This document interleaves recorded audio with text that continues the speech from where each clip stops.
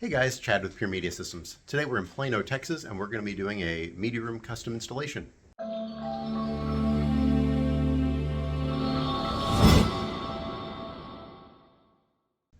So this media room is from 20 some odd years ago, and it hasn't really been touched. You can tell by the 4x3 screen here, which they had framed in some trim.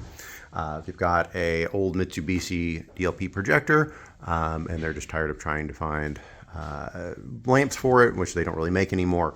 So we're going to be replacing this with a new Sony the VPL-XW5000 laser projector, so they don't have to worry about lamps for replacing anything for a long time, because those have a estimated 20,000 hour laser life on them. They have, which is interesting, all of these speakers are down low at the floor level. So there's one behind here. This is speaker cloth in the cabinet, 1, 2, and 3. There is no subwoofer in here. And then we've got the 2 rear speakers in the ceiling there. Old Denon receiver and all the equipment is here. They had a TV here and a TV here. And they had died. They had just been sitting there. So we're going to remove those. We're putting custom Triad in-ceiling subwoofers there that we're building some framing out for, so they can have a much better experience in the room. They didn't want anything on the floor or in the wall or anything here, so we're doing a custom install there. Removing the 4x3 screen and putting up an acoustically transparent screen from Sievertson. So it's their new entry-level thin frame screen, but it's a really good value there. It gets them into the price point. So we find whatever we can do to give the customer the experience that they want at their budget. And so we've got a couple options here of one, we can remove the trim and then we're going to paint it, or we're going to see what it looks like just putting the screen on top of the trim so that a customer can make their decision of what they want to do, so they're not rushed into painting or do anything like that right now. So we're going to get to work. We're also going to be dropping an Ethernet line into this cabinet from where the router is, so we can have everything hardwired. And we're also putting Control4 in here and then another Control4 remote down in their living room to upgrade their whole functionality. So making some progress. We've got the old projector down, got the screen down, and we're now taking measurements for the speakers. We're going to be using the DS-250W-LCR from Klipsch. We're going to be using those for the front 3. We've got our Integra in here, and we're using the DRX-2.4. And we're using the Control4 Core Lite, and we've got our Arachnus switch in there. And we've got our watt box mounted on the wall already. Let's see if we can see that in there. And we'll get all the cables managed and everything else, but I wanted to go ahead and get stuff going. And we're just going to keep working. All right, so we've got the 3 front speakers in, got a receiver in there, we're getting ready to do those things. And we have our Ethernet and HDMI run for our projector. All right, so here is one of our Triad. This is the bronze in-ceiling sub. We got 2 of these going to the Rackant 700, so you'll have about 350 watts per channel here. It's going to be a really nice upgrade here. So we're actually going to be using some sound insulation here from Sound Shield. This is some really, really nice, think of it like it basically is made for cars, but will serve a purpose here as well. We're going to come up here and we're going to frame out some 2x4s, and we're going to put some drywall here and cut out the hole so that we can, so we don't get any resonance in the cabinet. And we're going to use the Sound Shield to decouple all of the points so that we don't get any rattling. So you can see step 1 of what we've done here. We've got, went ahead and attached the Sound Shield to the top and bottom of each of the studs. Instead of that, it is now, and show you what we got here now.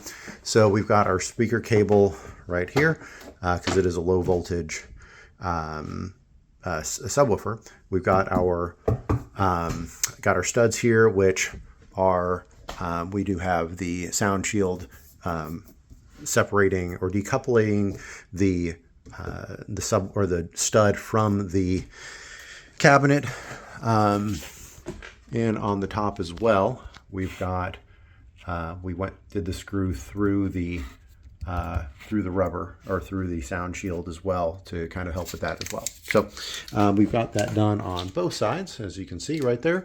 So we're going to go ahead and get the drywall cut for so we can put that up here and then get the subs in.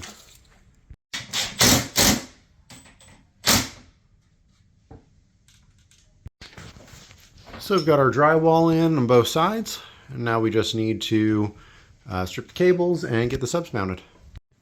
All right, so we've got one sub in here, and we're working on the other. All right, so we're just test fitting the screen here. We're going to get the brackets up, but it is real close. I found the biggest screen that would fit here. That's why we went with the thin bezel. Otherwise, typically thin bezel doesn't really make a lot of sense. It can cost quite a bit more than the equivalent standard bezel, which is around 3 inches. This is 3/8 of an inch, roughly, but it allowed them to go from like a 106 inch to 112 inch screen. All right, guys, we're just buttoning up here. We've got our Sievertson thin bezel 112 inch screen. You can see we measure perfectly where this is maybe a 1/16 of an inch on either side, maybe an 1/8 of an inch. No, not even an 1/8 of an inch, about a 1/16 of an inch on either side.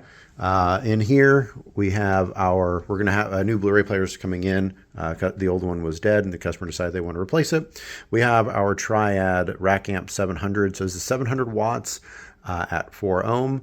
And then we've got our two 8 ohm speakers. So that's the Triad bronze in-ceiling subwoofer. So this is a 10-inch long throw subwoofer. As you saw, we put the sound shield on the back of it to shore up the cabinet a bit, and every bit of this construction has sound shield on it as well, so that we don't get any vibrations. And then of course we've got our Core Lite and our Arachnus switch, which we ran a new line back to the office, where we put our Eero just for basic networking here, but we wanted to have hardwired network. And then we've got our Integra DRX-2.4. So we actually do have this set up to be with the Klipsch presets in the Integra. So we've got the DS250 RWs behind the screen, and then the customer had their in-ceiling speakers already here. And then we've got the Sony VPL-XW5000ES laser projector. So this is a pretty massive upgrade in this room, and it sounds awesome. All right, so we've got an update of the contractors come in, remove the trim around here. They've added another piece of, or they've gone in and you can see it looks like they've done 3/4 inch plywood around and painted it a nice black matte to add some dimension to that as well. Now the contractors also, show you over here and we'll put it on, but they've create a piece of trim here with a speaker grill, or a speaker fabric, acoustic transparent fabric, that this Velcros on. So we've got our two subwoofers in here that we built into the cabinet, as you saw, and then we've got nice heavy duty fabric Velcro that goes around, and the cover goes on. So we've taken the grills off from the Triad piece, and we're going to put the new covers back on. All right, just to summarize here, so we've got our Kaleidescape installed, and we'll do a quick little demo here for you. But we've got the two 10-inch, the Triad bronze in-ceiling subs that we custom built into the cabinet here with the rack amp 700, so 700 watt amp. We've got our Integra 2.4 and our Sony Blu-ray player with the Control4 Core Lite in here with the SR260. And we've also got our Sony 5000ES projector. So it's a pretty awesome system here. We'll do a quick demo and be on our way. This is Dolby Atmos, the world's first object-based cinematic audio. With powerful moving audio that transcends from channels to moving around you with pinpoint accuracy.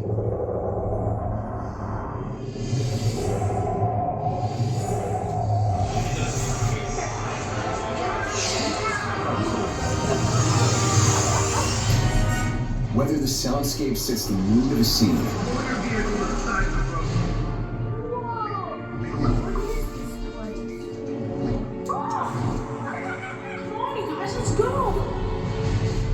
captures the full extent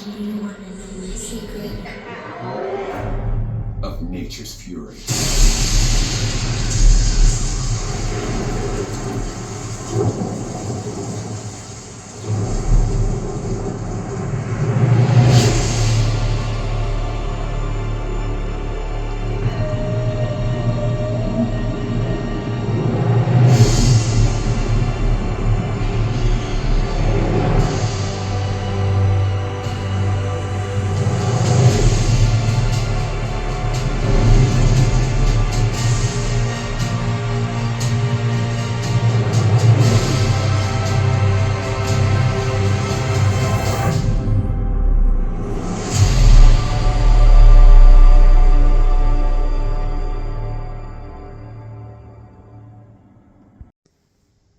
All right, well, thanks for tuning in. If you're in the Dallas-Fort Worth area and you're interested in a system like this, please give us a call at 972-905-0556 or email sales@puremediasystems.com. Look forward to getting out the next video. Don't forget to subscribe and hit the bell icon to get notified of future videos. Thanks, guys.